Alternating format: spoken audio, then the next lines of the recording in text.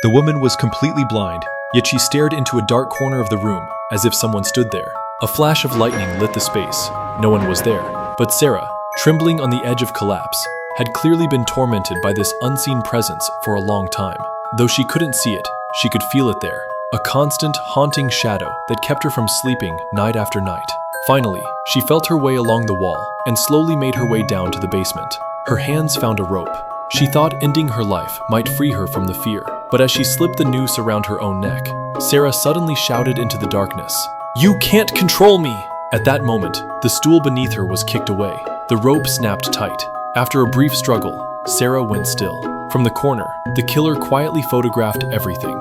The next day, Sarah's sister Julia and her husband Eric went to check on her. They called out at the house, but got no answer. Dread settled in. Julia and Eric broke a pane of glass in the back door and climbed inside. The house was a mess. Julia rushed upstairs to check the bedroom, while Eric noticed the basement door slightly open. He went down the steps and found Sarah's body hanging from a ceiling beam. Julia came down just after, but Eric quickly stepped in to shield her from the sight. The police arrived and conducted an investigation. Given the signs at the scene, they concluded Sarah had likely taken her own life, perhaps overwhelmed by fear during a power outage the night before, unable to cope with the darkness of her blindness. But Julia refused to believe it.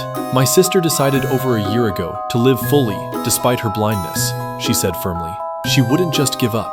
The detective was sympathetic, but said the evidence pointed only to suicide. Not long after, Julia held a funeral for Sarah. Kneeling at the grave, she whispered an apology for not being there enough, for not realizing how much her sister was struggling. Her husband's hands came to rest gently on her shoulders from behind. "Don't be too hard on yourself," he comforted her softly. "There's nothing more we can do." But when Julia looked up through her tears, she saw her husband several steps away.